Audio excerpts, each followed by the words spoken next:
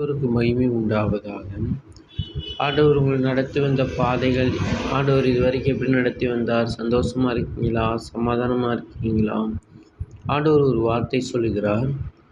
யோசுவாவின் தீர்க்கதரிசன புஸ்தகம் 1:9 ஆண்டவர் சொல்லுகிறார், நீ போகும் இடமெல்லாம் உன் தேவனாய கர்த்தர் உன்னோடு கூட இருக்கிறார் என்று சொல்லப்படுகிறது.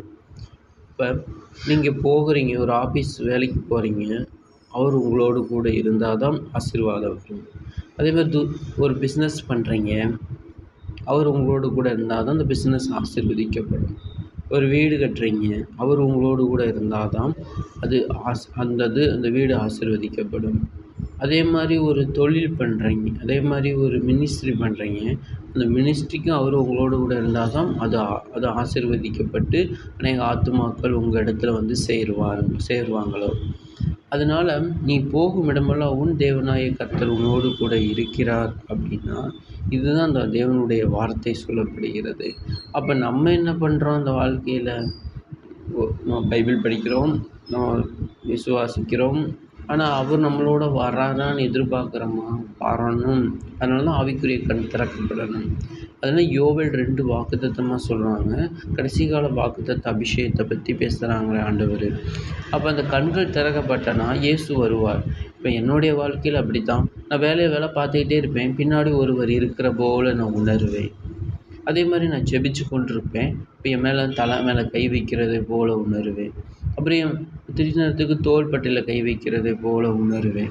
சில டைம் நானும் சோர்ந்து போவேன். இந்த உலகத்தில் நம்ம என்ன தான் மனிதர்களாக இருந்தாலும் சோர்ந்து போயிடுவோம். ஒரு அன்புக்கு, ஒரு பாசத்திற்கு சோர்ந்து போயிடுவேன். அப்புறம் மறுபடியும் வந்து ஜெபம் பண்ணுவேன், இல்லை பாட்டு பாடுவேன். அப்போ திடீர்னு ஆண்டவர் வந்து பக்கத்தில் வந்து நிற்கிற மாதிரியே ஃபீல் பண்ணுவேன். அப்போ ஆண்டவர் அந்த கண் திறக்கப்பட்டது தான் ஆண்டவர் இருக்கிறார் நம்ம உணர முடியும். அதனால் இன்னும் நான் ஆண்டவர்கிட்ட விசுவாசிக்கிறேன், நீங்களும் விசுவாசிங்க.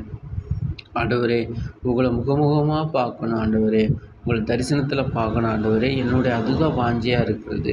ஆனால் இதுக்கு முன்னாடி நம்ம ஆவிக்குரிய வாழ்க்கை வந்து ஸ்டெப்பாக போனால் தான் நம்ம கற்றுக்கொள்ள முடியும். உடனே எடுத்து ஊற்றி, உடனே அபிஷேகத்தை ஊற்றி கண்கள் திறக்கப்படுகிறதுலாம் அப்படிலாம் இல்லை. ஆவிக்குரிய வாழ்க்கை ரொம்ப ஸ்டெப்பாக போகணும். அதுக்கு ஒரே ஒரு குவாலிட்டி பரிசுத்தம் இல்லைன்னா தேவனை தரிசிக்கவே முடியாது. நீ பாவத்தை பண்ணிவிட்டு கண்ட பாவத்தெல்லாம் பண்ணிவிட்டு கடவுளை போய் மன்னின்னு சொன்னால் நான் மன்னிக்க மாட்டார். எனக்கு கடைசி காலம் கிருபை. அவர் மன்னிக்கிற தேவன் தான், இரக்கமுள்ள தேவன் தான். ஆனாலும் கடைசி காலமாக இருக்கிறதுனால அவங்க வந்து ரொம்ப எதிர்பார்ப்பாங்க ஆண்டவர். அதனால் ஆண்டவர் சொன்னபடி நம்ம வாழ்ந்தாலே போதும், அவர் கரத்தை பிடிச்சு கொண்டாலே போதும், நம்ம எல்லா இடத்துக்கும் வருவாங்க. நான் டீ குடிப்பேனா,